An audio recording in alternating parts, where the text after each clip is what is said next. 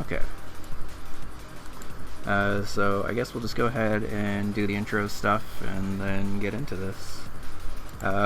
Welcome back, everyone. We are here for another Bingocast. Back in B2 to cast a game between Stu and Toots. Feel free to say hi, y'all. Hello.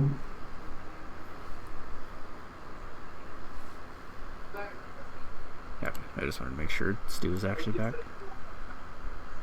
Okay. So, for those that are new here, this is a game of UFO 50 Bingo between two players. After we do the little intro spiel and stuff. No, I can wait a sec.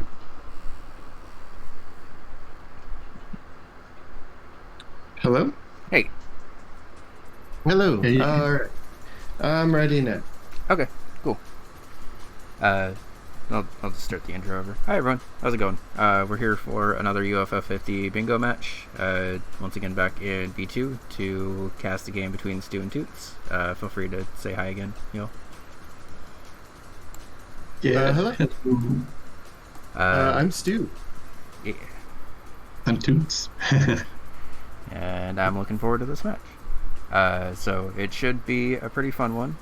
For just a quick intro for everyone who is new here, this will be a game of UFO 50 Bingo between two players. After this little intro thing, the players will mute and deafen themselves on Discord and not be able to see anything outside of the bingo board, as well as whatever they're keeping track of on their end.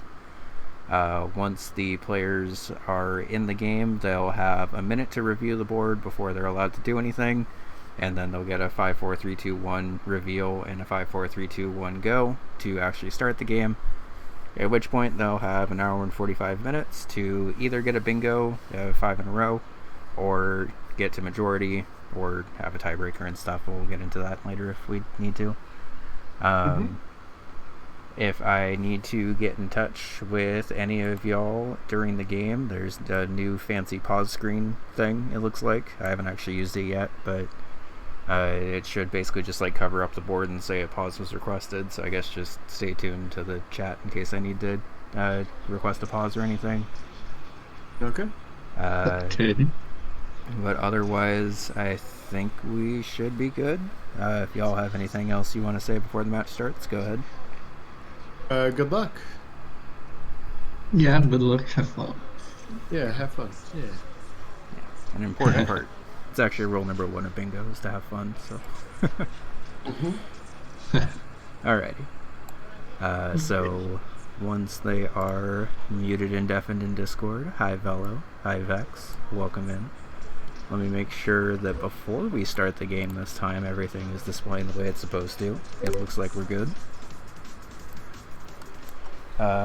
Let me ask the players if they are ready.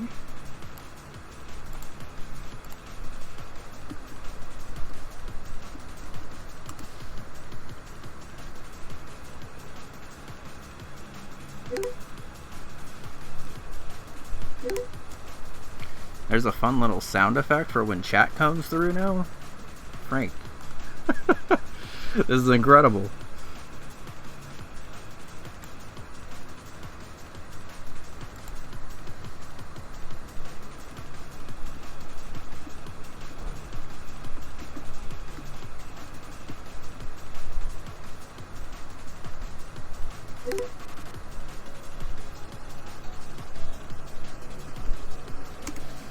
Okay, so it looks like both players are now ready. We're gonna go ahead and start the countdown.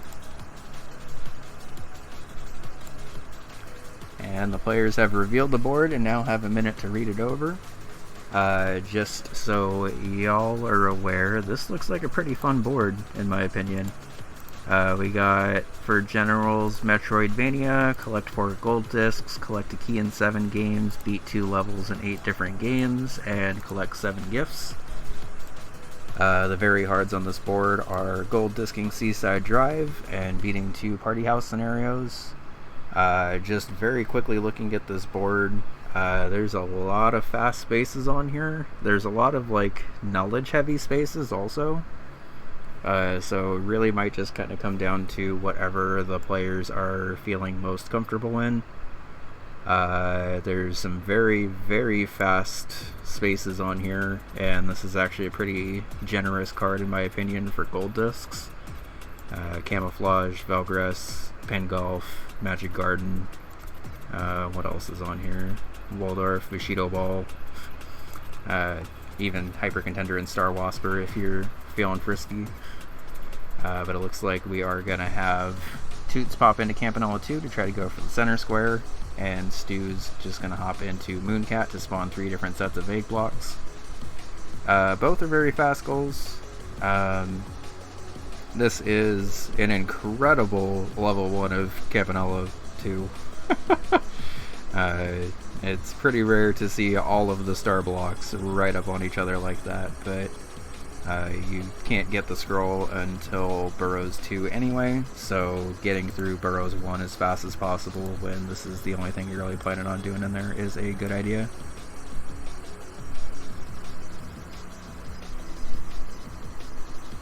Yeah, sorry, the numbers are their records and the amount of spaces that they've gotten credit for. I haven't had my based hey guy. Yeah, guys, very excited to see some Mooncat, and honestly I am too. This is one of the most approachable bingo goals that we have, as long as you know the route for it. That is also a gift, so let me go ahead and mark that off. Still getting used to where all of this stuff is myself. When I normally play bingo, I normally play it like on my phone and then have the game up. And Toots playing it safe here. You don't have to go through the side-scrolling segments at all, because you're just trying to get scrolls, but it does kind of help to either have the extra money or the extra health sometimes. And this will be egg block number 2 that spawned. Probably just checking the route here, but as long as you go forward from here through the water and then pop out the water, you'll get the 3rd set of egg blocks pretty quick. Both players definitely opting for some pretty fast goals. I think Toots currently has the better board positioning by going for the center square right away. But does have to go to the rink. Hot take, I think I like more woods more than the rink. And I don't particularly love more woods, but the rink is just very terrifying in any run I've ever done. Dodging some pretty sweet projectile dodging there, and just trying to figure out where this door could possibly be. This is much less generous of a layout than More 1 was, but thankfully able to find that star door pretty quick. Meanwhile, Stu did take a death in the water segment. Not really that much of a time loss, since Mooncat just spits you back out pretty much right where you left off. But enough of a time loss that I'm sure he's slightly stressing about it. And once Toots is able to get through here, he will need to go to the rink to be able to access Rink 2, which will have the 2nd scroll. Does have to get past our boy Rotundo first.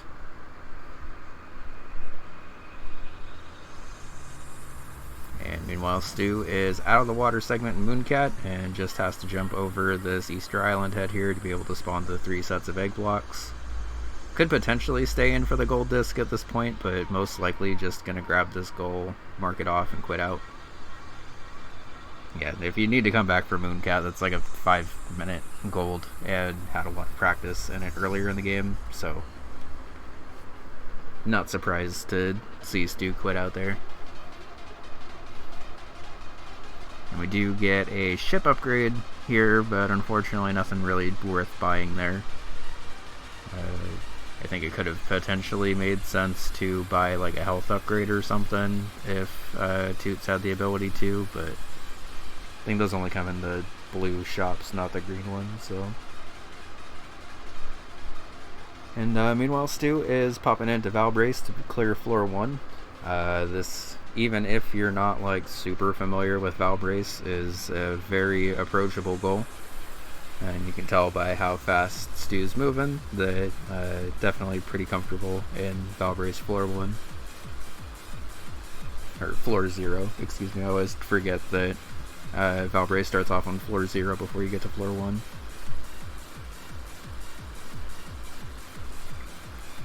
Meanwhile, Toots is now in the the Camp 2 rink side scroller.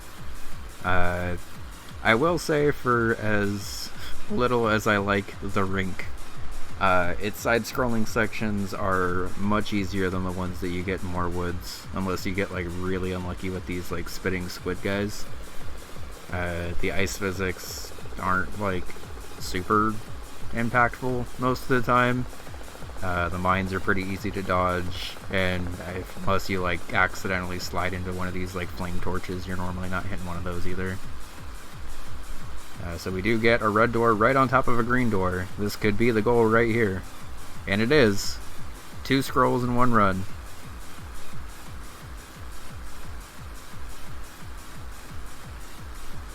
Alright, and just like that, both players are on the board. Toots has a little bit more advantageous of positioning here. And unfortunately, because Stu used minor heal on the end of the last floor, doesn't actually have enough MP to be able to go through this door with gate. And I think it's just walking around to try to get more MP. Yeah, there you go.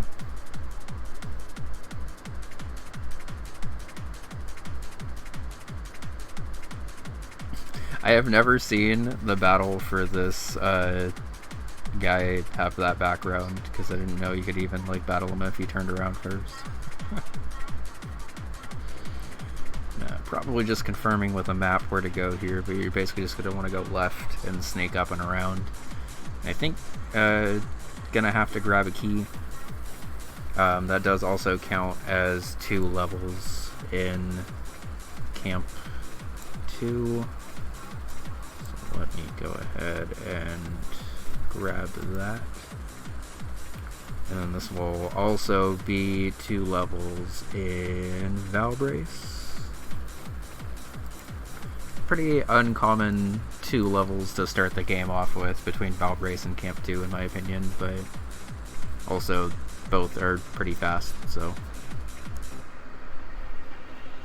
And since Toots is currently trying to kill 3 squids in 3 different ways, he will need to kill one with a beach ball, kill one with a harpoon, and kill one with a propeller. Which unfortunately does mean it's a little RNG dependent, because you need a shop to spawn the last 2 items. So likely just kind of trying to respawn the game until there's a shop pretty much right at the beginning. Probably didn't want to grab that wind, but there is a shop at least, so. There's shells everywhere also.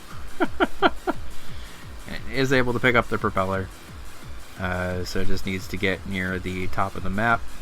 And we'll need to be careful, because that headwind is going to make a shot up there kind of awkward, but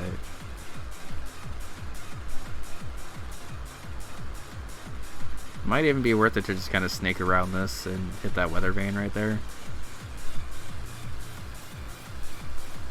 Yeah. I don't know if I've ever seen a wall that high in Waldorf. Yo, Karma with a raid. Hi everyone, how's it going? Saw that on my phone before it came in. Hi Hugh, welcome in. We are just getting started with the B2 match between Toots and Stu. Both players have gotten a space on the board and are working towards their second. And it looks like Stu's actually probably going to grab his second here pretty quick. And honestly, Toots will not be that far behind, because he's just got to stab that. I missed if he got the beach ball kill already, but I'm pretty sure he did.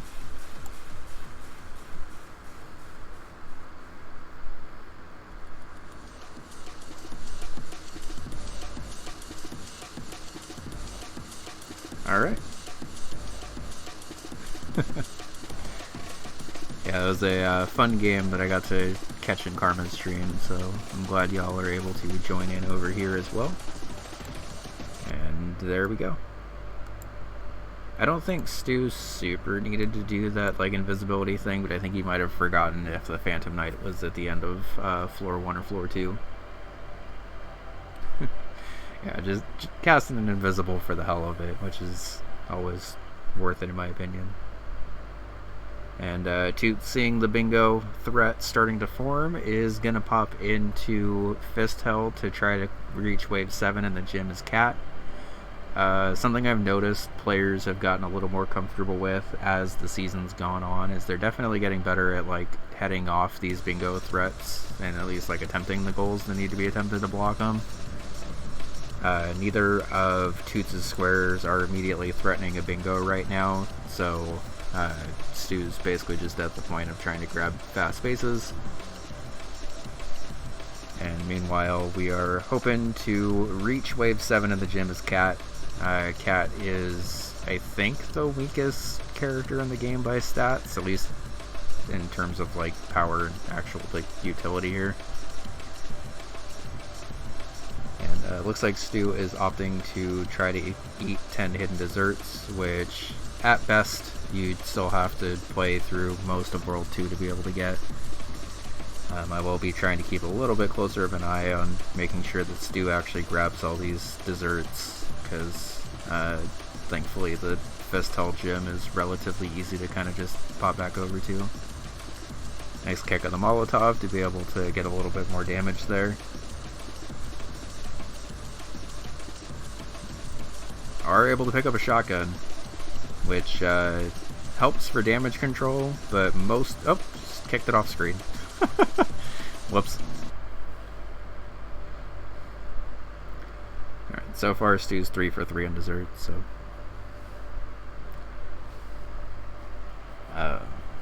yeah. Happy to be casting another match, and honestly, I am happy to be on the very tail end of a sinus infection that I've apparently had for a couple of weeks. So, if you're wondering why I'm slightly more high energy today than I have been the past couple of streams, it's because I can actually think. So, shoutouts to getting that taken care of. Okay. I missed if... Okay, Stu got one of those, but not both of them. Honestly, that doesn't actually really end up mattering, because the level that you end up getting the 10th dessert in is the one where you also get the 11th dessert. But we'll have to pick up both of those desserts in 2-7, I think it is. And one of the nice things, one of the few nice things I guess I should say about the Fist Hell gym is it does at least start off with relatively easy enemies compared to some of the later waves. And as long as you're not seeing the werewolves, which I think don't even start until wave 6, you're generally okay. So I was able to throw one of the Molotovs, but then got kind of caught in the combo. Yeah, unfortunate. These fish guys are pretty rude. Yeah, I had a match against Winter earlier this season where I had to be in the Fist Hell gym for like a half hour of game time. And these fish guys, I think, are the second most deadly enemy in here behind the dogs. Which I unfortunately got to know very well as I was in the gym for a while. The chicken ladies and bomber guys are generally okay.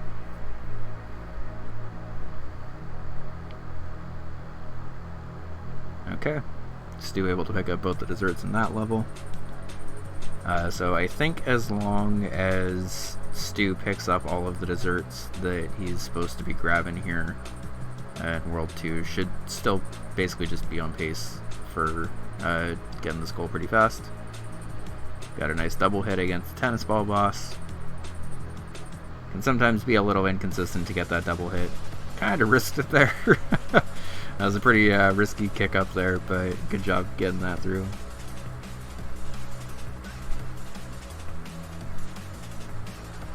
In addition to the RNG of what enemies you get and where they spawn in the gym, what you actually get from killing the innocent bystanders is also random.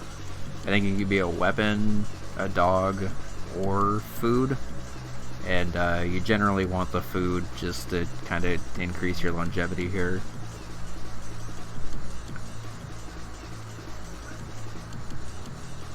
I think this is one of the first times in Toots' gym grind so far that we've actually just seen like the straight up like regular green zombies here.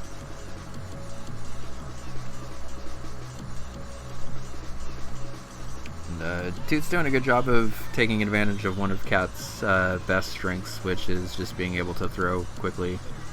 I forget exactly what her stats are. I'm pretty sure her maxed out stat is like toughness or something, which basically just means that you can like recover from hits faster. Which obviously in the gym you don't really want to be taking hits anyway, so you don't really normally care about recovery. I feel like the only time recovery really ends up mattering is if you're playing like Victor or something, because his recovery is like really, really bad, and you can definitely tell.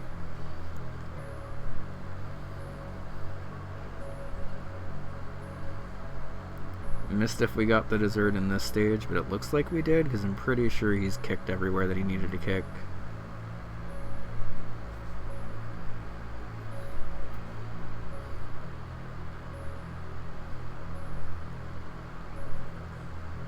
I told myself I was going to pay closer attention to the Kick Club gold on the Fistel one, and now I'm just paying attention to the Fistel one instead. Did that person even drop anything? Rude. Okay, so if Stu has gotten all but one of the desserts so far... Oh, an unfortunate death. Yeah, the Fistel gym's kind of like this, where if you just don't get food, it becomes, like, way harder. And, especially when you're playing as a less than ideal character, you definitely want a little bit of food anywhere. Okay, so that's normally hidden dessert number 11, but is going to be number 10 just because of the way that Stu is able to grab that. I'm quitting out before the gift, which I think makes sense, but if you're already that far into World 2, I could definitely see just kind of pushing through and grabbing it anyway. And now we'll be playing some Bushido Ball. Bushido Ball is win 3 matches in a tournament on fast speed, with everything else being default. You get to see some Kataro gameplay, which is always pretty fun. I always like when the default options have to be on for the goals, because I feel like you actually get to see some like good clean Bushido Ball and not just Yamadachi's everything. And for the record, I had to learn Yamadachi's recently, and it's definitely not easy. Being able to stun lock your opponent like that definitely looks easier than it actually ends up playing as. But in these goals where you kind of just have to play the game and get good, it's definitely more fun to kind of just watch the games unfold a little naturally.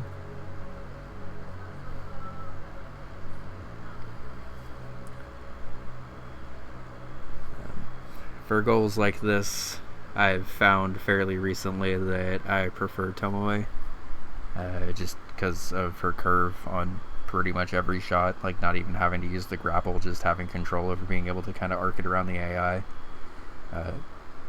The AI in Bushido Ball is honestly like very good for being an AI in a sports game, but can sometimes be a little tricky to get past unless you're using curved shots. I think curved shots are like the one thing that the AI doesn't really handle super well, and Kataro has at least 2 controls, so still is able to like get kind of arc on those shots, but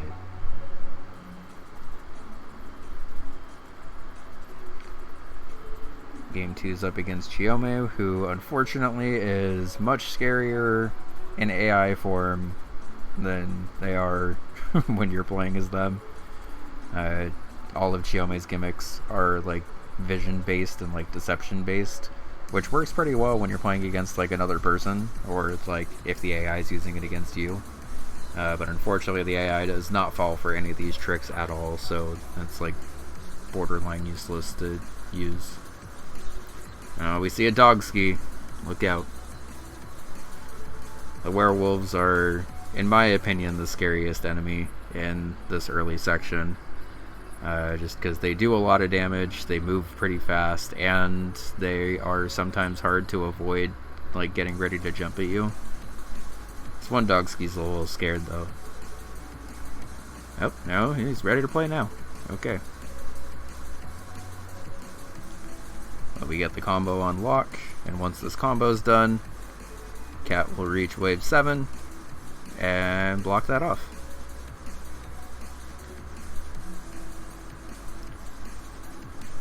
Given the health situation, I think it makes sense to try to stay in here for the gift.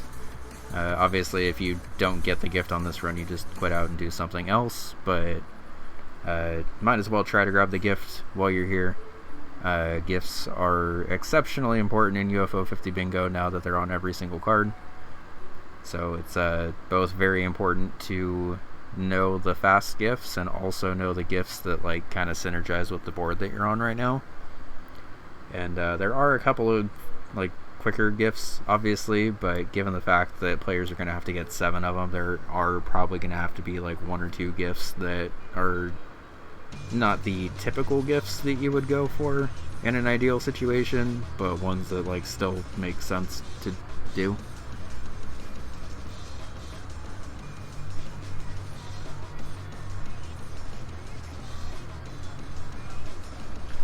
And interestingly, both players are kind of pushing their own like rows of bingos right now, so it might just kind of end up depending on who makes a little bit more progress first, and the other player will likely end up having to be a little more defensive about it.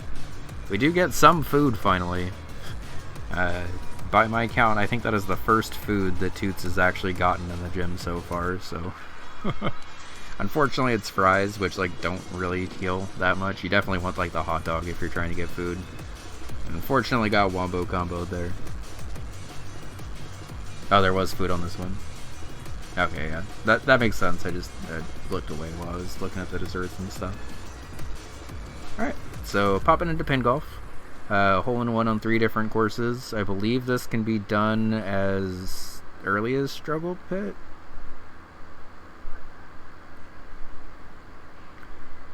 But also, I think it makes sense to just leave hole 1 for like fast progress and just try to get to the later holes, since you kind of got to get there anyway. Alright, Cat has a gift too. Thank you. I already grabbed that. Okay.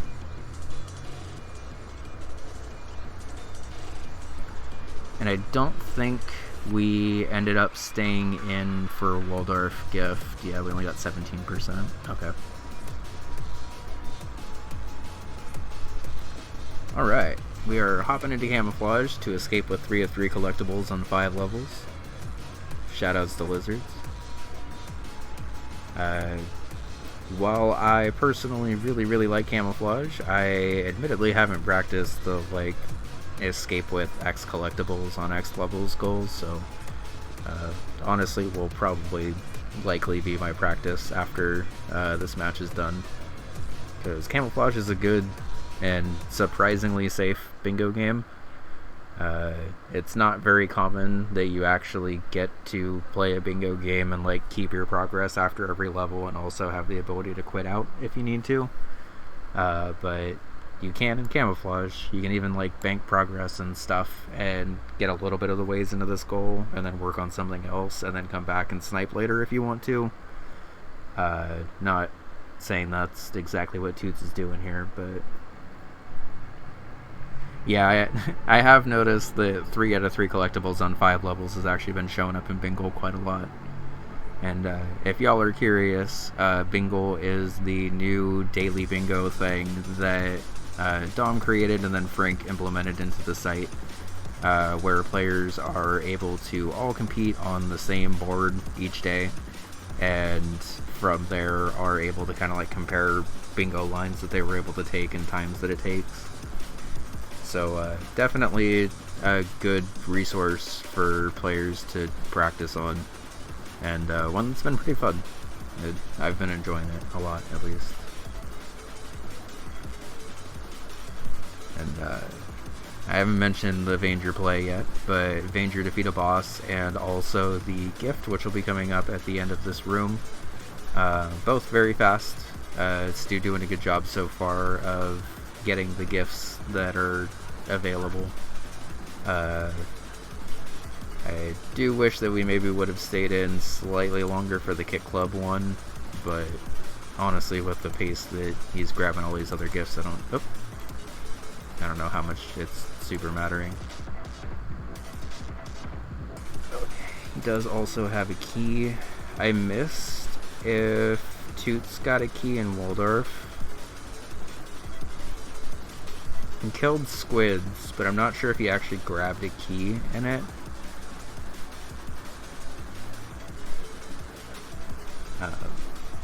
He did get it? Okay. I thought so, but he was in camouflage or he was in Waldorf for like so short of time. But... Alright. And meanwhile, we should be seeing Stu take down this crawler boss pretty quickly. No real reason to stay in Vanger past this point unless you want to key in Vanger, I guess, but there's definitely faster games to get keys in.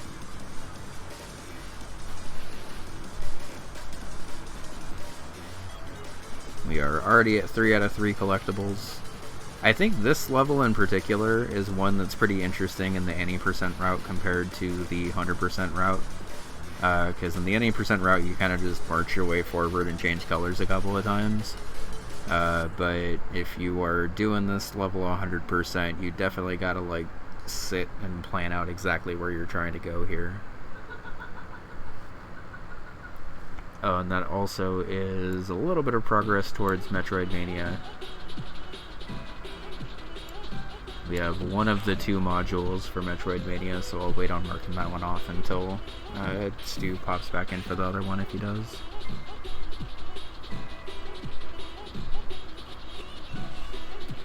And there's the gift of Pin Golf.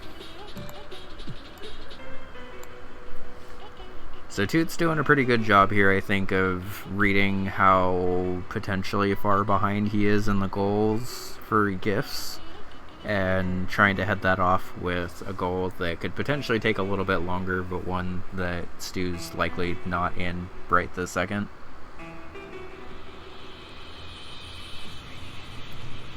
We'll see if we can get hole-in-one number 2 on this hole.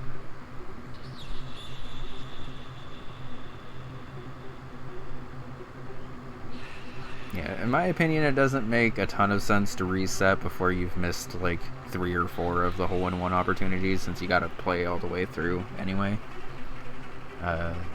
One of the things that I wish Pin Golf had that it doesn't have is just like a level select terminal code, just so you can actually like figure out where you need practice on and not have to play through the entire game to get there. Oh no, the dunk! You gotta be careful about that dunk back. I've had that happen quite a lot, unfortunately.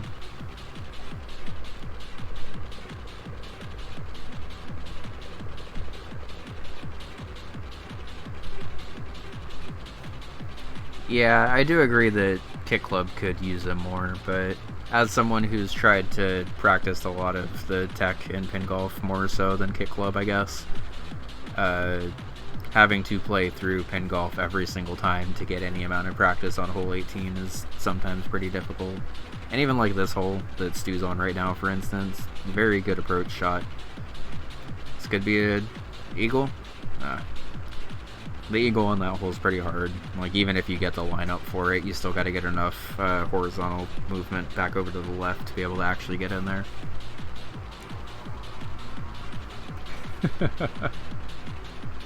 That's fair. I am maybe one of the... Nice dunk. I'm maybe one of the few people that, like, kind of just picked up Pin Golf right away. And, at least in terms of the gold disc one. The cherry disc took me a while to get, because obviously you gotta be, like, extra practiced at it. And unfortunately, Stu did get the dunk that he needed to get the birdie on that hole, but just got kind of screwed over by the wall.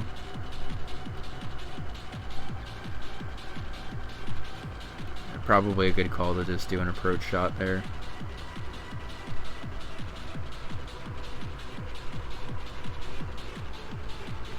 Okay, so I believe this is level number 5 for Toots, trying to 100% everything. This is the first level in this portion of the route where you run into the alligator enemy, and the alligators just are moving and have the same vision as every other enemy does, so you kind of just got to be careful about where they are on the map. And just make sure you don't accidentally walk into the path and get eaten by them.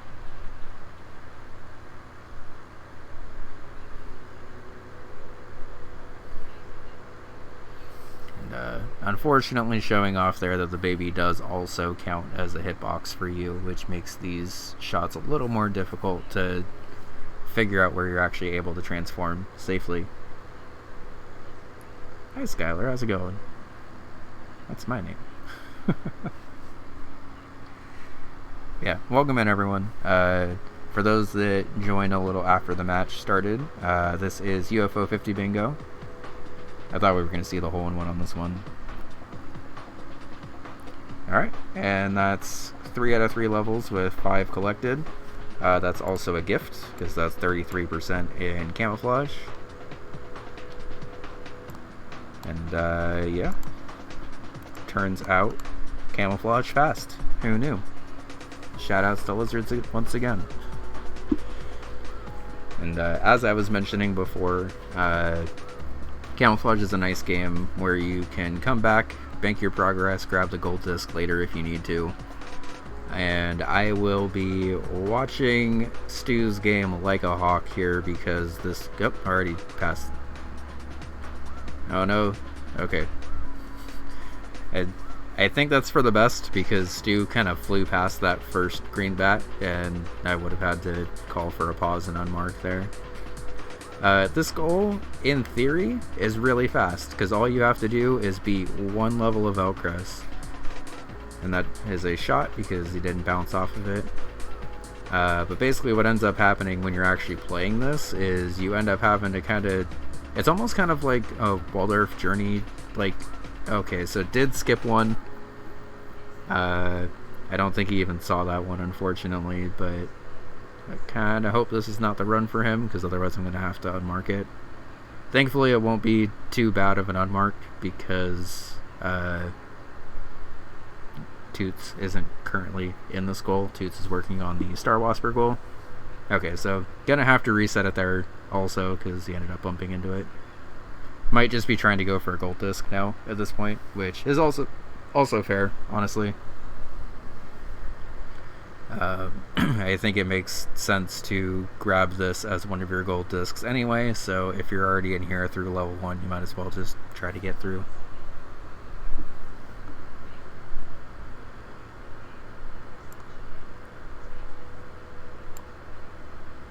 Just wanted to make sure there wasn't another goal for Velgress on here, but it is just that one.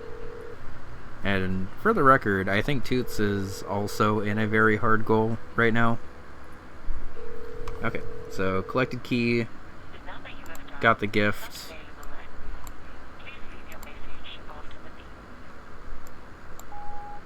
Maybe gonna try to come back later for the defeat all enemies using the blaster shot. Kind of just trying to figure out where to go now. Has a slight advantage on keys, but I don't think enough to like super push it right this second. But I think it makes sense to at least just grab the ones that you can think of here. And honestly, both players are doing a pretty good job of just grabbing the quick goals that are on the card. I am a little surprised that neither player's popped into Magic Garden so far. But this can kind of happen in a bingo game where you're in a game and you see a goal that's really fast and you kind of just assume your opponent is in there also trying to do the fast goal, so you never end up opening it. And then like an hour and a half goes by and you're like, oh, Magic Garden gold disc is still on the card, I guess I should try to fix that. I'd say this from experience because I've also had that happen before. But since we have a little bit of more chill Waldorf, probably just going in for the gift and key. Got both. Not even going to stick in for the gold disc, which I don't blame. You're up 6-2 on gifts. You might as well just try to bib.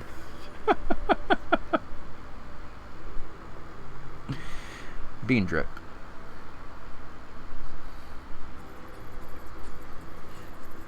So this bean drip goal is pretty fun. For those that don't know, this is a terminal code that basically only lets you play the stage A, B, C, and D bonus games, and you just get a score at the end of all 4. And if you don't get it in the 4th one, it just loops back to the first one, but your score resets, so it's not like a full-on thing. So we are gonna see Party House for the final gift. Not mad about this as someone who really likes Party House, but am a little surprised that Magic Garden has been undusted, or remains dusted, I guess I should say, for both players a half hour in. But also, I think playing through Best Wishes in Party House is probably safer, especially if you're not like super comfortable in Party House or in Magic Garden. So another thing that this terminal code does in Bean Drip, by the way, which I guess I should mention, when you're playing these bonus games, normally the diamonds are worth 200 points each, but in Bean Drip they're only worth 100. So in regular Campanella play, this goal was essentially get 12k from the bonus game, and that's actually how the goal was originally written, is that you had to get 12k from it. But after testing, we realized that that was hard as shit and not very, like, you basically had to like perfect every single minigame, and later learned that the person who wrote this goal intended on it being 6k worth of Bean Drip, or 12k normally. So we are still on pace for the 6k here. But you definitely want to try to front load this, just because the later bonus games are a little harder to get as many points on. But we are still on pace. I think we'll need about 4,500 at the end of this bonus game to be able to chunk it out right. So we are exactly 4,500. Meanwhile, I maxed out on bartenders and hippies, so pretty safe to just mash away. Invite all the trouble in, get all the cash you need. This should be a pretty safe scenario. We got 13 days left. I don't think we've got a star unit yet, but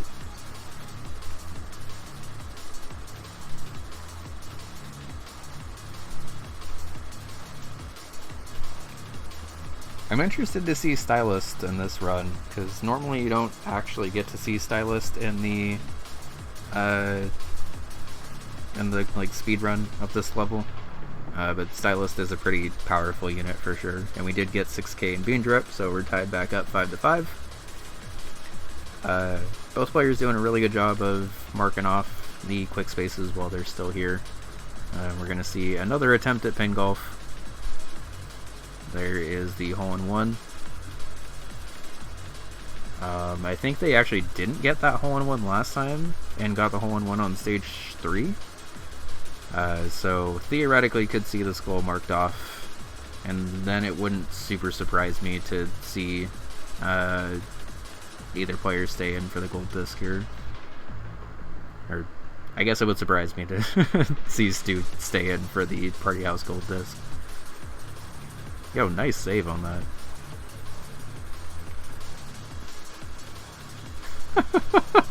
Okay, yep. That's worthy of the okay. I don't think that's exactly how Tutes drew it up, but you know what? Sometimes you just let it fly, and that works in pin golf. So we have 9 days left, maxing out on popularity and money, so I missed how many star units we're at, but barring trouble bust here, I think we should be okay. It does look like we have a dinosaur already, which I guess makes sense, but I think when you're this loaded up on popularity and cash, I don't know if you'd super need the dinosaur rush.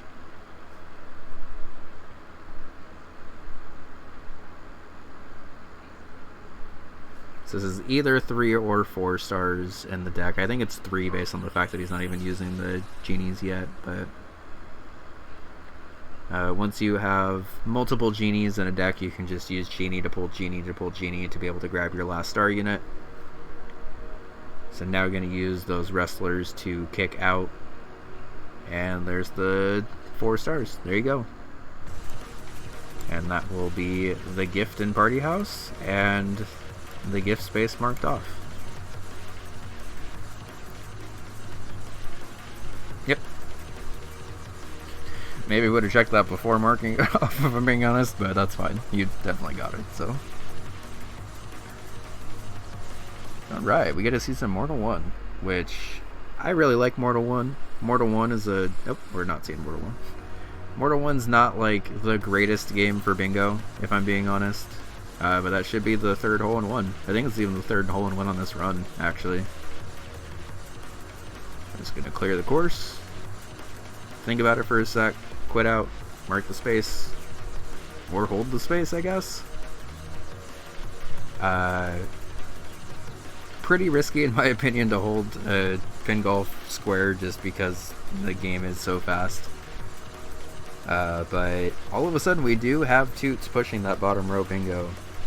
And assuming Toots is able to grab Onion Delivery fairly quickly, this could put Stu in a position where he's gonna need to go after Metroidvania to block. Mortal 2. For a key? I think that's the only thing that Mortal 2 actually helps with on this card.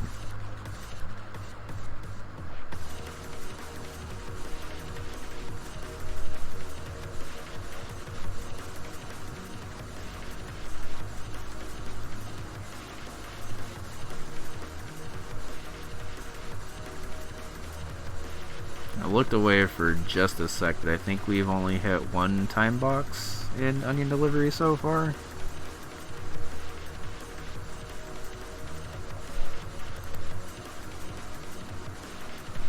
So yeah, it looks like Stu's going to be going for a key rush here, so I'll just also mark this off for Barbuda. So I can pay attention to Onion Delivery a little bit more.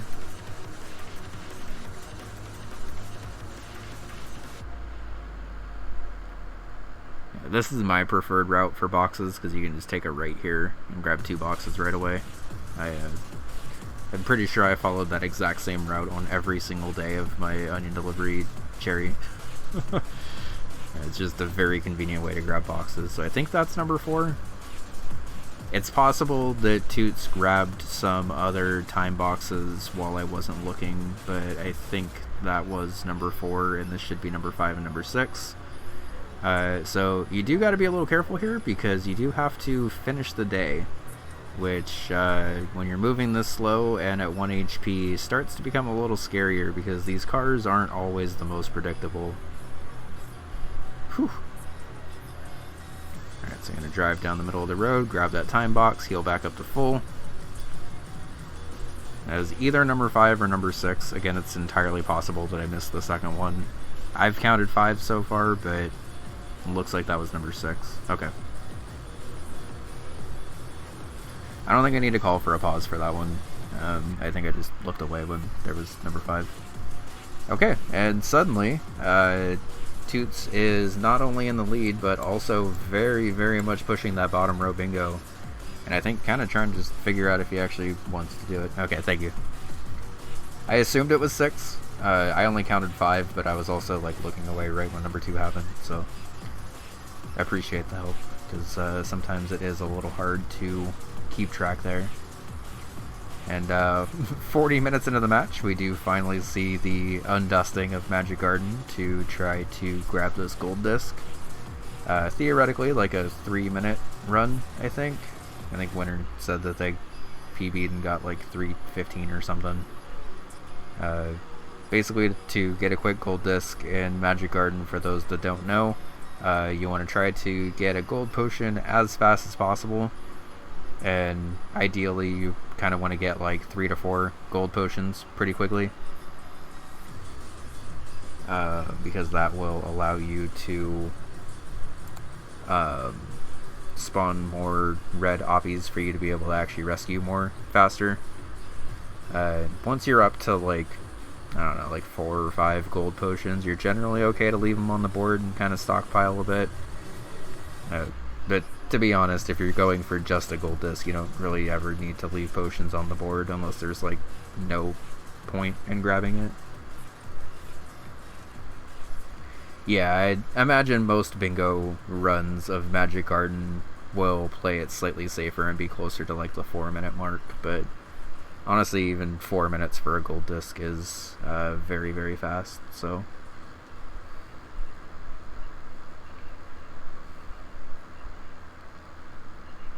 and it looks like we quit out of Night Manor before grabbing a key.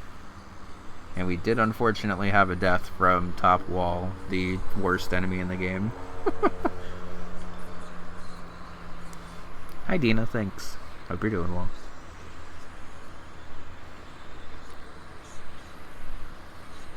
So it does look like Stu is back into Vanger to try to grab Metroidvania. This is also a key, I guess. So it's possible that Stu didn't exactly know where the key was in Night Manor, and rather than look around for it, is just going to try to grab a key code from Vanger. Which honestly, in the context of also needing Metroidvania stuff, works out pretty well. I don't think you have to beat a boss to get 2 abilities or heat mods or mods in Vanger, but it does help to have the save point over here.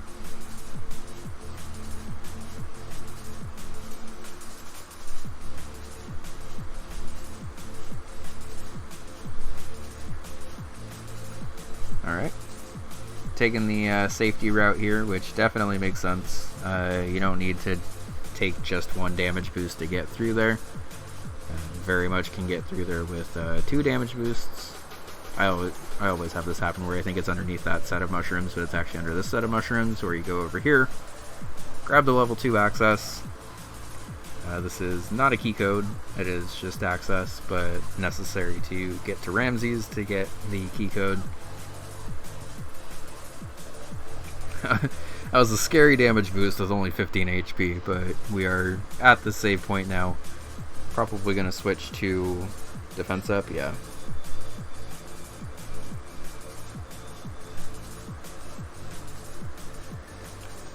These flies do way too much damage, also.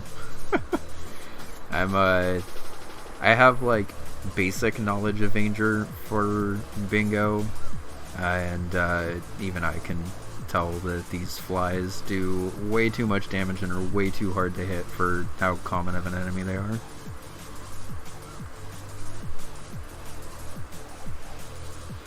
Meanwhile, we are at 69 obbies saved. Nice. Looks like we are having a pretty good run so far. Try not to jinx anything by commenting on how good a player's playing. Seems like every time that happens, it ends up not being super great. Okay, so we are actually just going for the Metroidvania key mod here. I kind of thought this would have been a key, but grabbing the Force mod here makes more sense. And for those that are curious, 3 abilities in Porgy and 1 in Golf Area will be pretty fast. And I think for the average player, it'll probably actually take them longer to get these 2 in Vanger.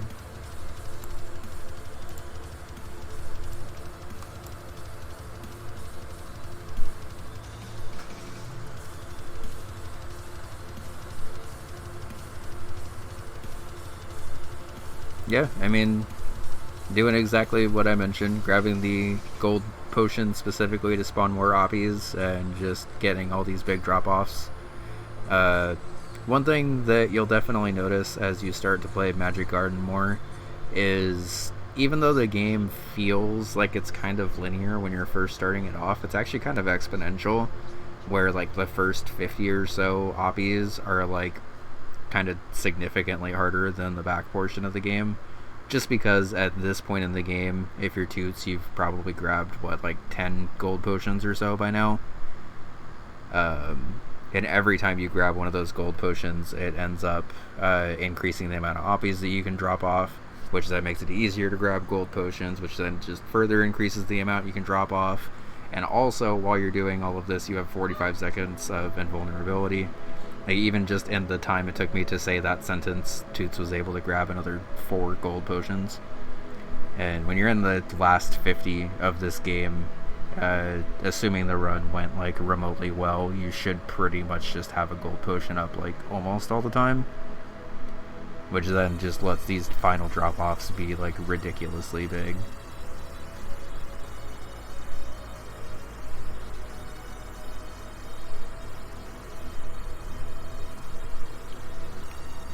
And yeah, perfect 200 drop-off. Got the gold disc, doesn't need to stay in for the leaderboard because that's not on the card. And we see the first disc marked off. Meanwhile, we do see Stu stuck in the break tunnel hell. This specific tunnel is extremely difficult to navigate your way through. You do get a birdie at the end of it. Oh, that's just a rude bounce. You do get a birdie at the end of it if you're able to escape this tunnel with any amount of strokes, which does help.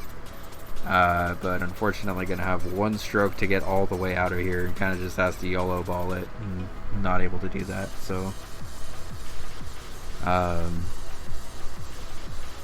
not that it's super relevant for gifts anymore, but I have personally been a fan of trying to just go for the blockbuster first. Just because the blockbuster route, even without breaks, is like somewhat forgiving if you learn it. And honestly, the route to breaks is really hard. It's very rewarding for the rest of your game, because then you actually have like control over your ball and don't have to like worry about overshooting or anything.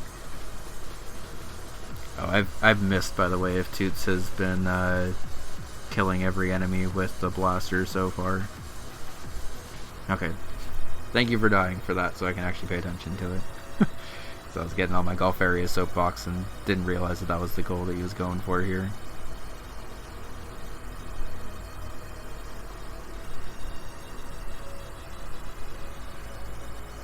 Meanwhile, Stu does look like he got through that tunnel a little bit easier this time around.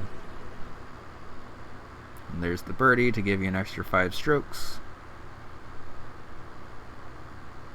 Nice shot from there to be able to save a stroke. This portion of the cave can sometimes be a little trolly, but that's about as perfect of an approach shot as you could have for that. Killed the bug, refunded the stroke, and now just really needs to... Sure, kill another bug. That bug did nothing to you, but... Alright, got the brakes.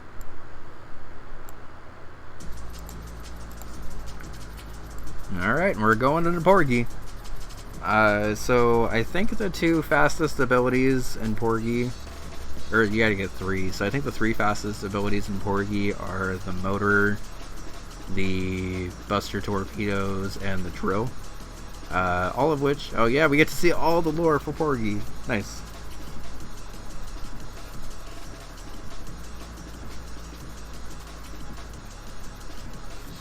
So, while Toots did a good job of baiting Stu to have to go for Metroidvania, which is a fairly long general goal if you're not, like, super comfortable with all 3 games, I think, unfortunately, has gotten a little stuck in the Velgrass loop here. And, this is sort of what I was... that's gonna be a bounce. This is sort of what I was mentioning earlier, where if you're not, like, super comfortable with Velgrass, this goal is actually like pretty deceptively difficult. It feels in your head like this is a really fast goal because all you have to do is beat level 1, and if you're playing optimally, this goal is pretty fast, but it's very, very easy to just have like a pretty minor slip up where you were platforming through the level and accidentally get a bump like that, and your normal Velgrass instinct is to just try to save it, when at that point you've already like failed the goal and might as well die anyway. But yes, Velgress is a game that pretty rightfully terrifies every bingo player, in my opinion. It's a game that casually and in bingo is very easy to death loop in, and unfortunately very easy to feel like you're not spending a lot of time when you actually are. Not that Toots has spent a lot of time in Velgress, but just these deaths are unfortunately pretty common in this goal, where you have to be kind of surveying the entire field and also don't have power-ups yet. Some people have similar feelings about the bomb block goal, but I guess in defense of the bomb block goal, okay, that was a shot even though it looked like it, but I don't blame Toots for playing it safe and just resetting there, because I think that was a shot into a double jump and not a bounce off of it, but likely would have had to call a pause if that was the run, just to confirm.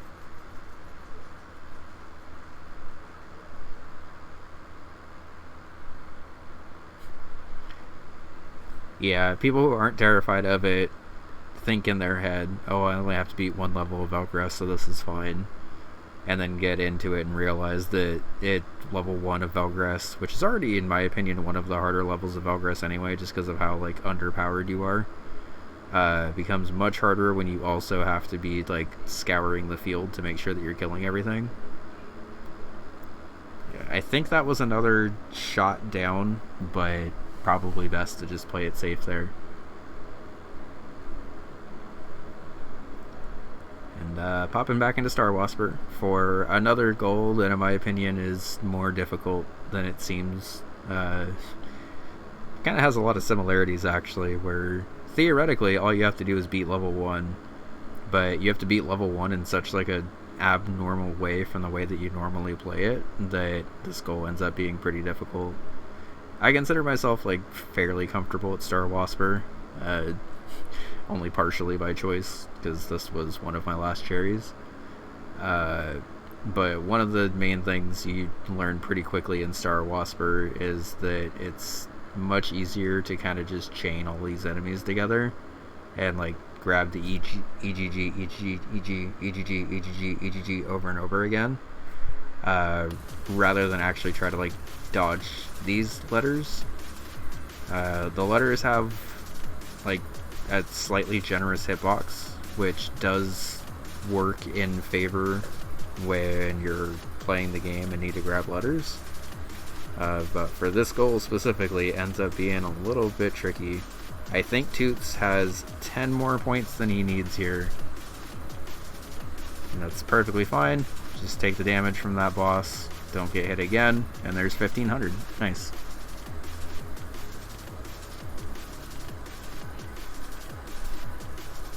Are we gonna say Mortal 1? We are.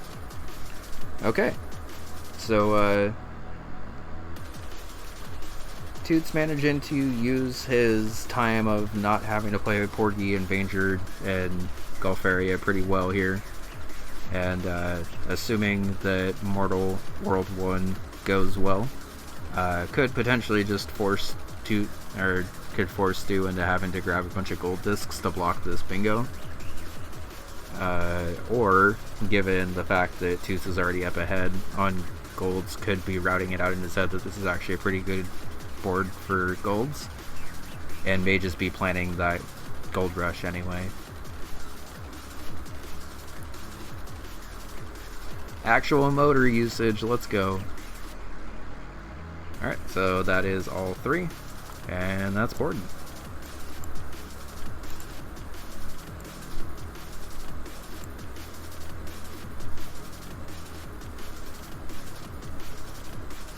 Now probably trying to decide which goal he wants to go into to be able to block this. I think is going to be going for golds here. I don't think this is where you start to go for the... Well, it could be. If you think that Toots is trying to push that middle row bingo and not the column 2. Yeah, I was going to say, this actually does make sense to try to go for this Velgress goal. I'm curious to see if after attempting this, if it ends up being unsuccessful, if Stu just stays in to try to grab the gold disc while he's here. Because, like, obviously if you get this goal, it makes sense to stay in for the gold disc and just try to grab that while you're here. Yeah, the one thing that sucks about this goal that you maybe don't even realize until you start to do it, your blaster does not have the greatest range. Like, it's pretty good range, but it's not like perfect range. And it can sometimes be a little difficult to kill those green guys if they're like all the way off to the side and you're on the other side of the map. But looking like a full clear here so far. Does kill the bird. Realizes that he doesn't need the key.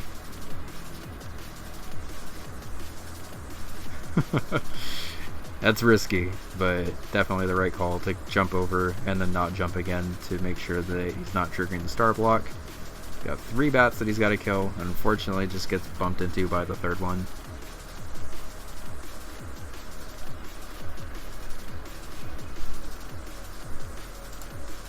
Is Toots' gameplay cut off? Why does this keep happening? And this is not the first or second match that I've had where the stuff's been cut off, but it was fine like at the start of the match. I wonder if it's because I accidentally full screened the capture at some point. This is for both players.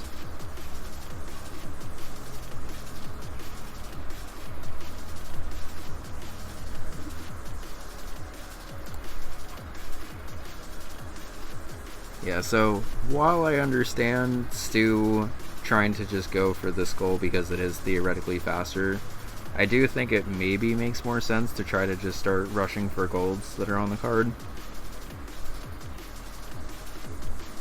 Okay, we're popping back into danger. I'm not 100% sure why, if I'm being honest. Oh, I haven't been counting 2 levels in 8 games at all. Yeah, I guess he's close enough now where a key does make sense, actually.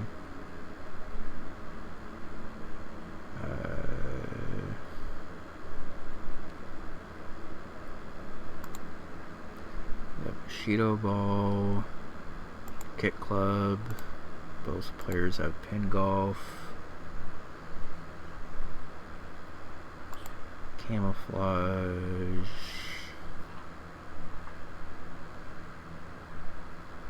I don't think either player has actually cleared level 2 of Velgress yet. Same for Star Wasper.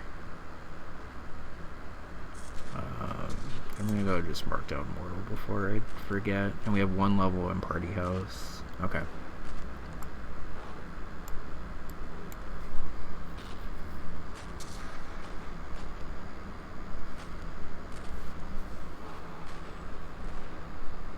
Yeah, so this will be the final key that Stu needs to be able to grab that space and be within 1 space, but unfortunately is going to have to be a little careful here about that impending bingo threat, because there's only 1 gold disc that's been claimed so far this game.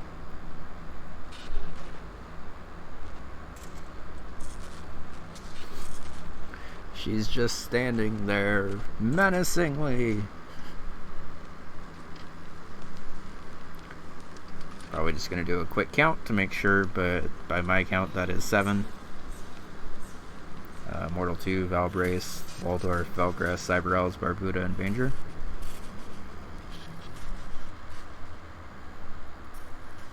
Definitely don't blame players for doing a quick double check, because the cost of mismarking a space, especially if that is one that Toots is working on, is pretty severe.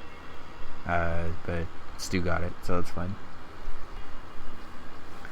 Now, I think taking some time to survey the board and figure out exactly where he actually wants to go next.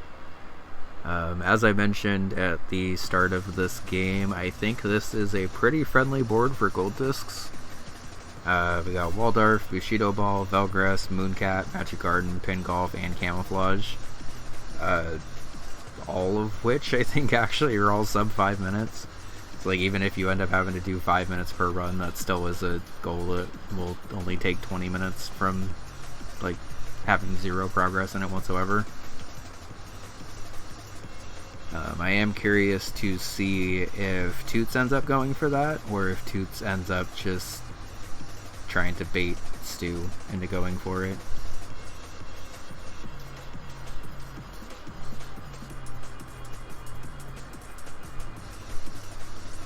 Stu taking his time to figure out exactly where he wants to go. Oh no! And unfortunately makes the wrong choice. Like, he doesn't know that Toots has been working on Mortal 1 for a while now. But Mortal 1 unfortunately does not have synergy. Like, I guess you still have 2 levels in 8 different games that you can grab from this. But Mortal 1's not really the game that you want to hop into for 2 levels unless you're already working on this goal specifically, for instance. So presumably I can't see the lives because the Discord live thing is in the way, but last I checked they were entering this level with like 40 lives, so I don't think Toots has had any like major death loops or anything, so. And 43. I'm just going to clear this level, mark off the space, and then be threatening this column 2 bingo pretty aggressively.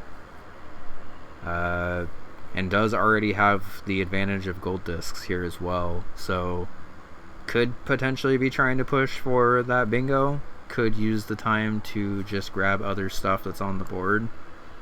Looking through the board, there's not really like a ton of faster goals. Like, even 2 levels in 8 different games actually kind of takes a while to do. So I think we are now starting to see the push for bingos here. I'm probably just looking at the board to figure out even what's available here. But Mooncat is one of the ones that I mentioned that's pretty fast. On the caster side, it's sorted by speed, and Mooncat's number 4 out of 5, and Magic Garden is number 5 out of 5. But realistically, there's like 6 or 7 pretty fast gold discs on this card, and most of them aren't even like fast, but also really brutal. I think the hardest gold disc out of any of these is probably the Velgrass one. I guess Hyper Contender too, if you're in Hyper Contender for another reason. That said, you do have to know the route in Mooncat, which can be a little windy sometimes, and if you end up on the gold egg or the green egg route, it can kind of take a while.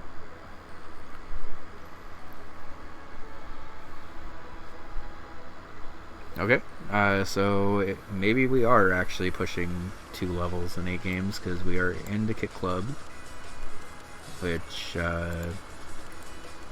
should bring Toots up 5 to 4 on 2 levels. Unfortunately, Stu has not seen, like, hopefully Stu sees it now. The clear all levels in World 1 has been marked off. Oh no, doesn't see it yet. Might just be staying in for the 2 levels at this point. But I've mentioned this in casts elsewhere. But 2 levels in Mortal 1 still take a while, even when you really like know where you're going, just because these levels are pretty like long horizontally. They're not like super time intensive, but they are pretty like far for where you have to actually go. And it also just occurred to me that was probably just 2 levels in Mooncat and nothing else. This needs just 1 more game by my count to be able to grab the 2 levels. According to the caster tool, Overbold's really fast because you just have to do 2 waves of $100. Demolition's really fast because you just have to do 2 waves at all. Having this be your final one for a tactics actually makes sense if you're doing ranked mode, so that's good synergy with the space that's on the board right here. Theoretically, if you win your first 2 matches of ranked mode and then just win your next 2, that's another space available. And I think at this point Toots assumes that Stu is, parachute jump, let's go. Toots assumes that Stu is probably trying to work on gold discs right now.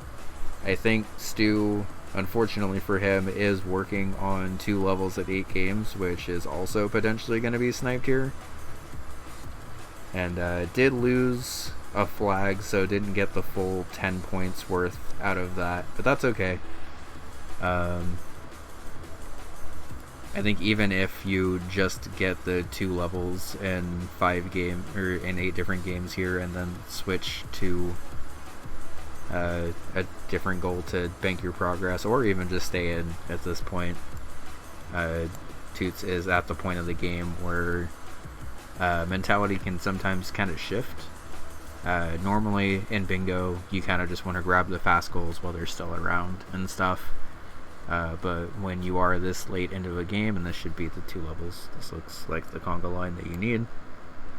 When you are this far into the game, it does sometimes help to just grab stuff, period.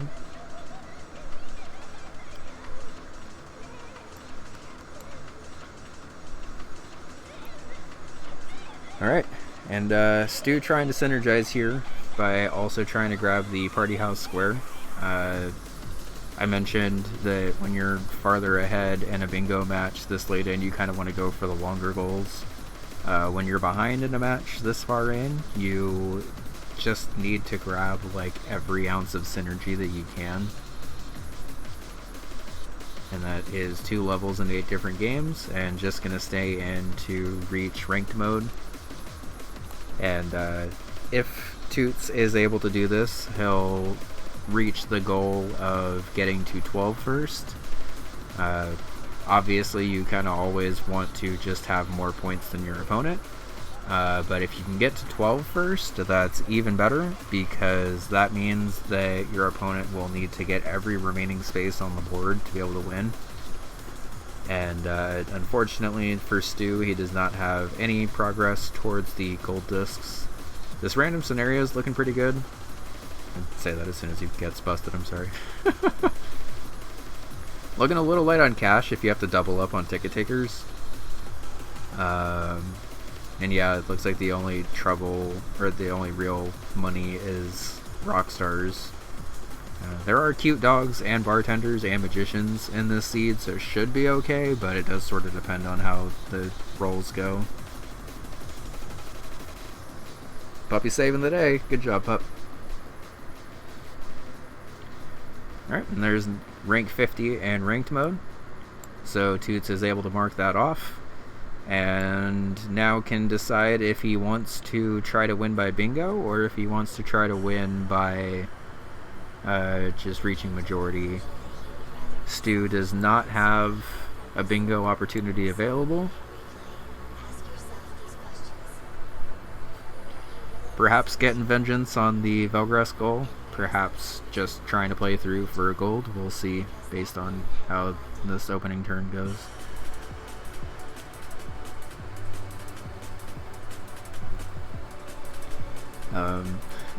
A couple of weeks ago in the bingo chat in Discord, I brought up the possibility of potentially trying to slightly nerf this goal. Mostly because every single time it's on screen, it kind of demands every ounce of attention that at least I have to be able to confirm that it's being done correctly.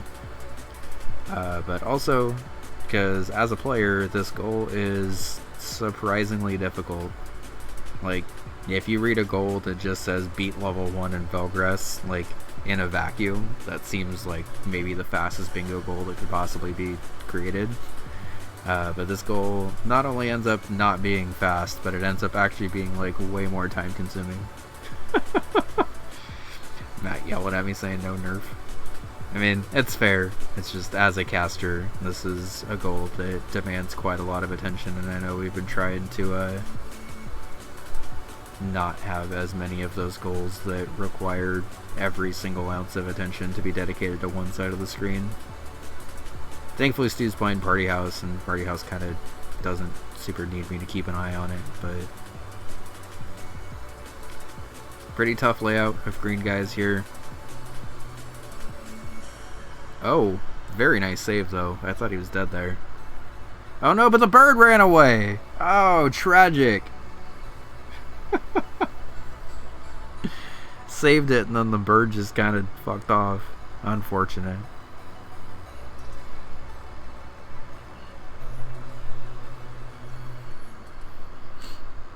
So, understandable. Both players have given in their all to that Velgress goal, and might as well just chill and play some Seaside. It's pretty likely, if you are in Toots' position, that Stu is not thinking about the Seaside gold at all right now.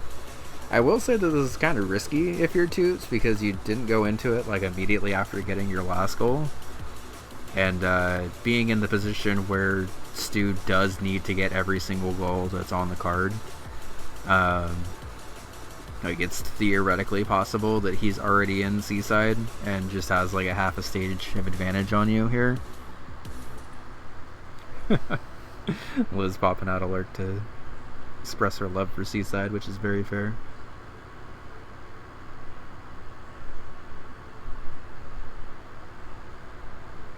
I think the only thing that I've seen recommended as a very hard for Quibble race that like was even like remotely considered is cherry disking it twice, and I feel like even that is, depending on how good you are at Quibble race, like still not long enough for a very hard.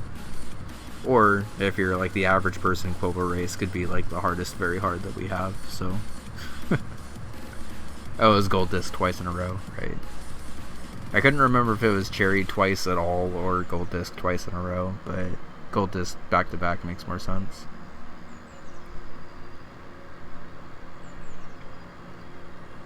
So since we get a sec to breathe, I'll pop back over to Party House and try to figure out where we're at here. I don't know how many star units we have currently, but I do see genies available.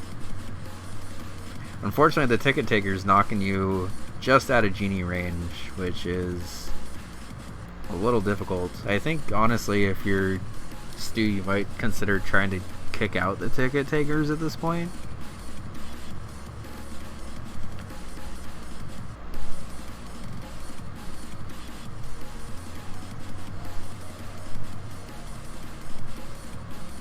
Photograph that puppy.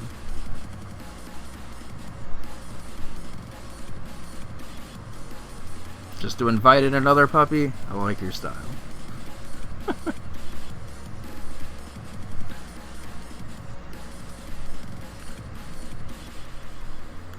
Yeah, I think this amount of ticket takers is actually like really hurting Stu here, because he just keeps being like just barely above the range of being able to afford the star unit that he wants.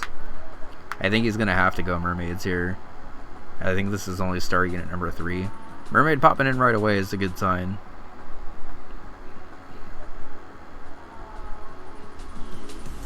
Yeah, you definitely need all the popularity you can get on this run. I think still have to go mermaid, but having 2 genies and 2 mermaids with this size of a house should be fine.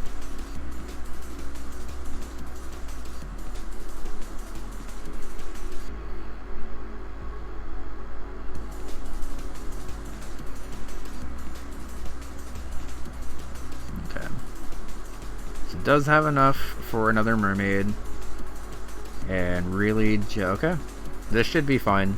Just invited in the other genie and then the other, oh, never mind, you're good. Okay, so glad to see that Stu was able to cool that out on the final day. Does unfortunately need another round of Party House, and now that he is in this round, unfortunately is locked into this one.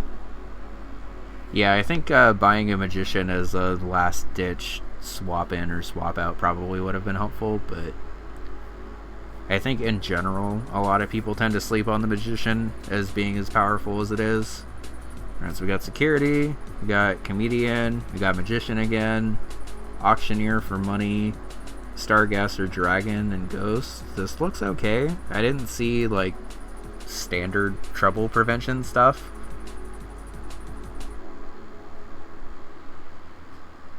Yeah, I mean, you can fetch whoever you want, and once you get a Stargast, you can swap out Trouble.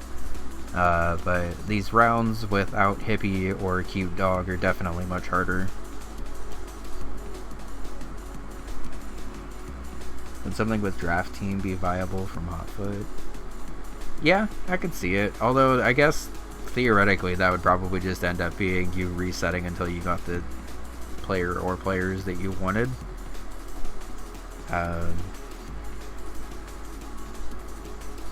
But maybe something like you have to play with the... Like, you're not allowed to reset the character selection or something in draft mode.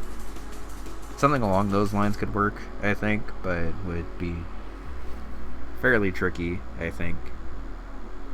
But I think if there was a way to enforce the, like, you can't just reset until you get the characters that you want, that would be a good idea.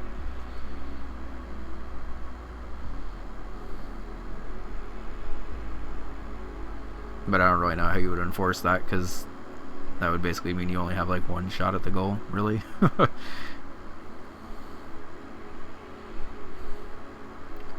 Yeah, so getting a little unlucky with the trouble units. That was what I was worried about with this party. I think it makes sense to stock up on as many security guards as you possibly can and just kick out trouble as it comes in. Because the worst case scenario, you can do what Stu just did there and kick out security guard if you don't actually need security guard around right now. And honestly, it's looking more like the popularity is going to be an issue in this one. You do have Comedian, and you do have Caterer, especially now that you have like pretty steady money flow with Double Auctioneer. I think with the security guards that you have enough trouble prevention to be able to get by. But personally, whenever I see security, it's almost one of the units I like instantly try to buy as many of as I can. Because like, at least in card game terms, when I was playing this the first time, it reminded me a lot of Upstart Goblin from Yu-Gi-Oh! And that one like technically has a downside where you give your opponent life points that doesn't matter in any way, shape, or form. And just the card cycling and being able to effectively have a thinner deck but also have more control over your deck really helps out a lot.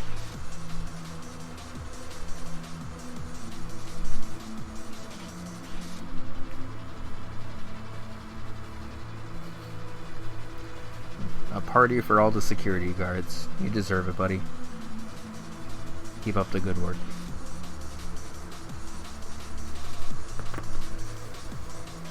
So unfortunately, we only have 10 days left, and I don't think we have a star guest.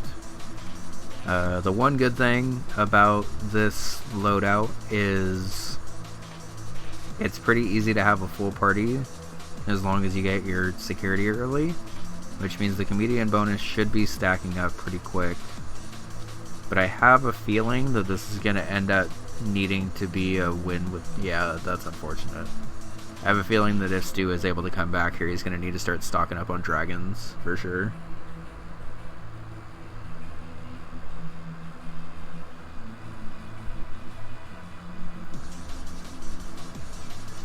Cupid isn't quite pot of greed, but security's definitely upstart. Yeah, I agree. Cupid has definitely like uses, but I wouldn't say it's as strong as pot of greed, but security basically just being upstart goblin without a downside, really. Clicked in my head pretty fast, and that's definitely one of the better legal cards to have to just in your deck. I think just playing a little faster, because had 2 security and could have been able to kick out trouble. When you're racing in Party House, this is unfortunately pretty common, where you're kind of just trying to get through like a couple of people and maybe don't process in time that you need to just take a break after the first couple and kick people out. As someone who has also had to race Party House in Bingo, it's unfortunately pretty easy to just kind of, I don't even want to say mindlessly mash, because it's not mindless mashing, but you just kind of get used to mashing until you get to the point of like here, and then you kind of start to pay attention. And if you get a little unlucky and get like back to back to back trouble, you can sometimes accidentally fill out your party without even noticing. So we do have Security Guard 2 is a ghost.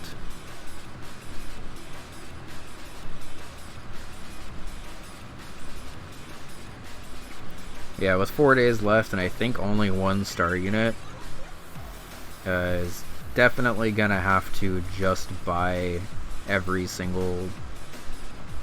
Like, I think at this point you gotta go dragons. And even then, you still need a kind of fortunate run.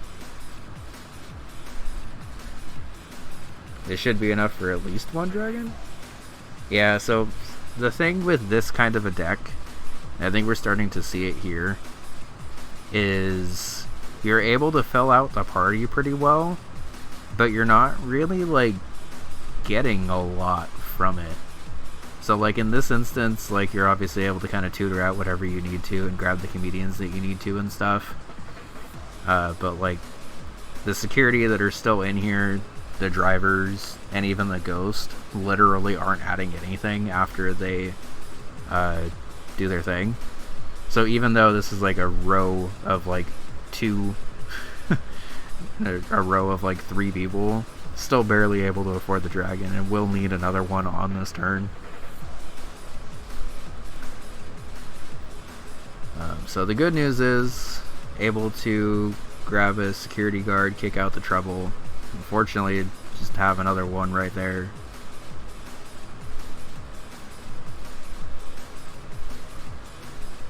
Yeah, if Stu hasn't added in any more trouble, I think should be okay here, but does need to get up to 30. That'll be 15 there. I don't know if there's another 15 on the board, though. No, he's going to be too short. Ah, tragic. Oh, if he wouldn't have kicked out that other trouble, I think he would have been fine. Yeah, the benefit of security is that once security doesn't have a purpose anymore, it can kick itself out. But, like, if you have to use security on, say, getting a trouble through, that is one of the times I think it helps to just keep in mind how much trouble you have in the deck, period. Because I think Stu was in a position there where he actually could have just kept the party at like max trouble for a while, knowing that there literally wasn't any more trouble in the deck that he could have pulled anyway.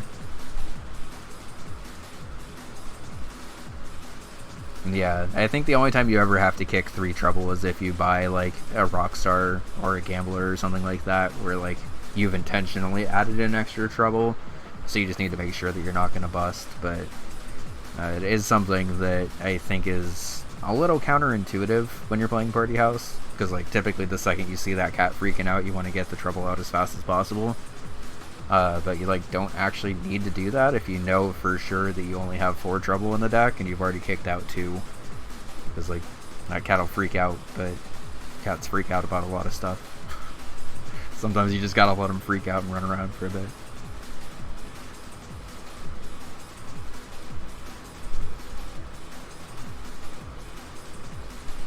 I think even if Stu had been able to get through that party, though, it would have been pretty tricky.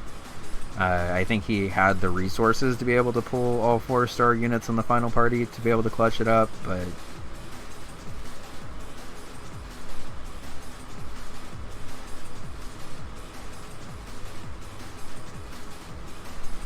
I haven't commented on Toots Seaside at all, but we are on the final boss with 3 lives left.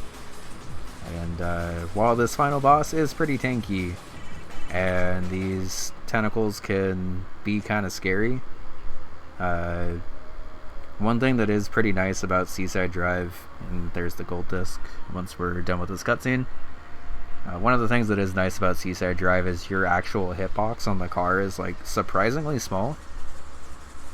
Oh, you actually got the gold pretty early. I thought you had to wait. Oh, it's the leaderboard that you gotta wait for. Okay.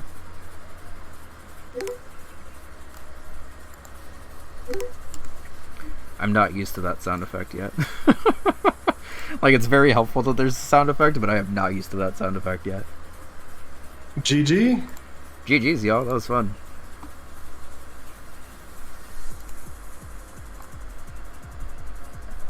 GG, Toots? Yeah. GG. Very well played. You kind of trounced me. You got some of those squares pretty quickly.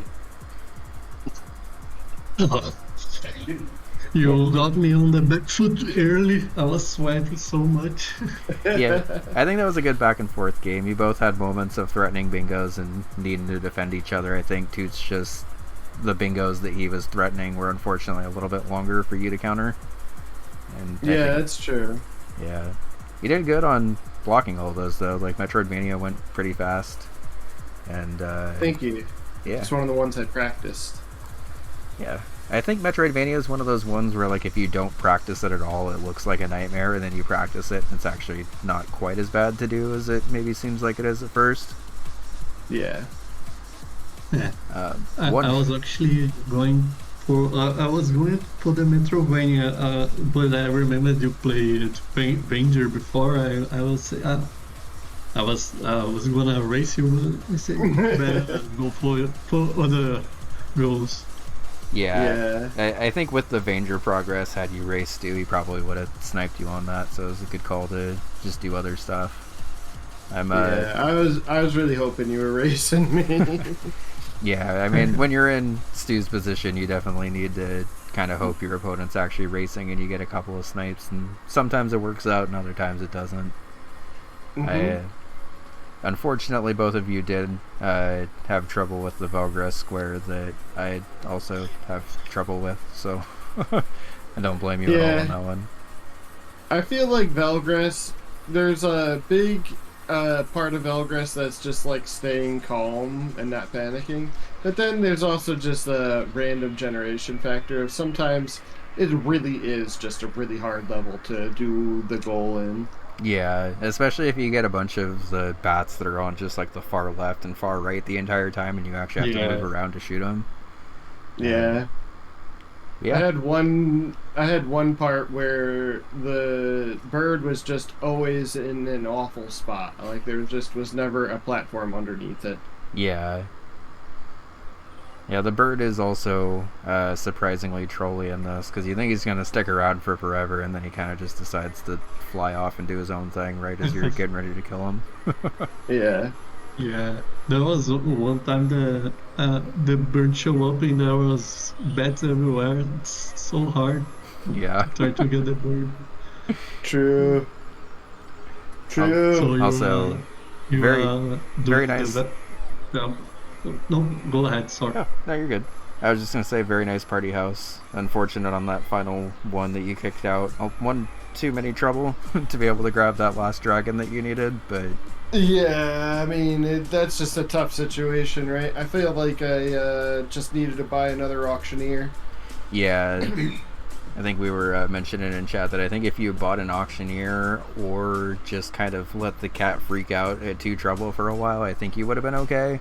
But even then, you would have had to pull all 4 Starguests on the last day, which is obviously easier said than done. So, I mean, I had a lot of drivers, and I could have bought magicians. So yeah, that wasn't the big concern. It was more just getting the 4. Yeah. What else? You really snuck that camouflage goal out from under me. How quickly did you start that when you saw the threat? Pretty quickly. I was in Pingo early. Pingo, so I just pivot and I had some trouble, but I practiced the goal earlier yesterday, so I pivoted. Yeah, I think That's Toots, pretty good. I think Toots popped into camouflage while you were still working on gifts, so it's kind of just the 50-50 of what you were working on in that bingo line, and Toots having to get that one right.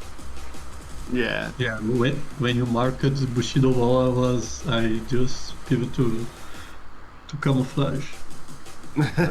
There's nothing scarier than an opponent marking off 3 in a row and then having to try to figure out what goal they're actually working on in the other one. Yeah.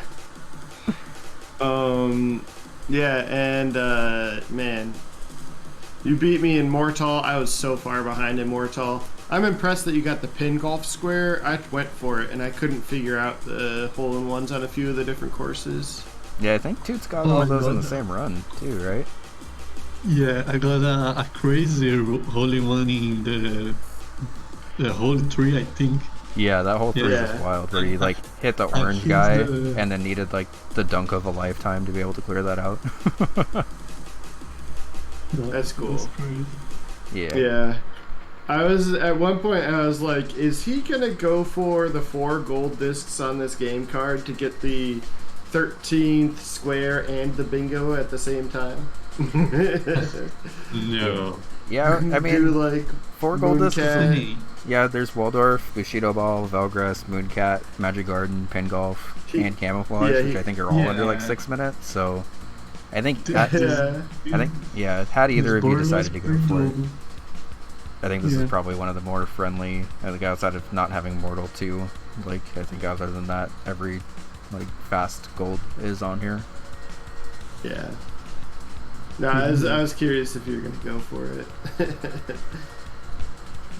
Yeah, I was trying the Velgrass one, but I decided to have a good time playing Seaside. it's probably a good call.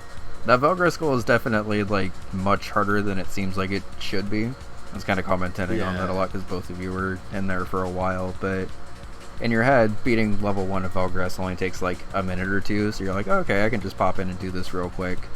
And then you realize how much attention you have to pay to like scanning the field back and forth the entire time. Yeah, and you can't take star blocks either, which slows you down a lot too. Yeah, definitely. Yeah, that one. It's not one of my favorite ones to do. Not one. So So hard you, to- Oh, sorry. I was Go just gonna ask, since I believe you might know CEO, with that match, I guess my placement drops even below 9th, so there's no way I'm going to be into the tournament. Is that correct? I think it comes down to tiebreakers, because looking at the page right now, Zuzu, a guy's 4 and 3, but Zuzu, you, and a guy all have 4 wins right now. And I think it just comes down to the tiebreaker situation. Ironically enough, Tier B1 has like a very similar situation, where we have 1, 2, 3, 4, 5 people with 4 wins. And I think at that point it sort of just comes down to like who beat who head to head and how many bingo wins everyone has. And I see. I think as of right now, both you and a guy have 1 bingo win. I don't know if you played each other this season yet or not. He did beat me this Okay. season. So I think since a guy beat you, he has the tiebreaker over that. So I think that means you're 9th, but I'm not 100% sure. Yeah, okay. Alright, so then probably gonna be the last one for me for now. Well, related note that I forgot to mention, we are going to be starting sign-ups for the Underground tourney soon. If anyone was here for Season 1 and knows what that is. Basically, it's like an off-season bingo tournament where we get to draft games and or ban games and stuff. And it's a little more casual than like the official league seasons or whatever. But expect sign-ups for that soon if you are still interested in playing some bingo stuff and want to keep the party going even if you didn't make playoffs. That's part of the reason we did it last season, because we had a couple of players who fought hard, but unfortunately like were just on the 9th or 10th place seed and still wanted to play bingo still. So should be fun. If y'all are interested in that, we should start having sign-ups for that pretty soon. I meant to mention that at any point before now for anyone that was still here, but since you brought it up. Alright.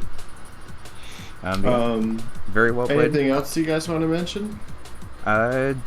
Not really. Honestly, just a really clean game from both of you. I don't really think there was any goal outside of the Velgress one that either of y'all really struggled at all. And that Velgress one is kind of demon in my opinion, so I definitely don't blame you for struggling on that one. Yeah. And that one is tough. And what'd you say? No, that one is very, very hard. Yeah. Yeah. I definitely don't Despite blame y'all being for... not very high on the list. Yeah, unfortunately, the very hard for Velgress is also very hard. the Jerry disc Yeah. without using the jump pads or upgrades one. Yeah, that's pretty crazy. Yeah.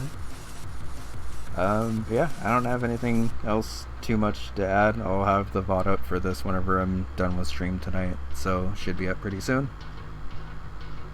All right. And for anyone Thank you who... very much. Thanks, podcast. Yeah, of course. Yeah, thank you. Happy to grab it. It's always fun to cast these matches, especially I have a soft spot for B tier in general, so I'm glad that I was able to catch your guys' game. Nice. Nice. Yeah. Yeah. I guess I'm good on my end if y'all are. GG's again. Very fun match. Yeah, GG's. GG. Cool. Have a good one, y'all. Later. Have a good night. Okay. So we are not done with stream yet. I will be popping on to practice of my own. Not sure if I want to do daily stuff or finally learn all the camouflage stuff. I probably want to learn camouflage, to be honest. Yeah, sorry to be a little misleading there, but our stream will keep going for probably like another hour or so. I am going to have to take a quick BRB to move all this stuff back out into the living room, which does also mean that I'll probably be popping off mic.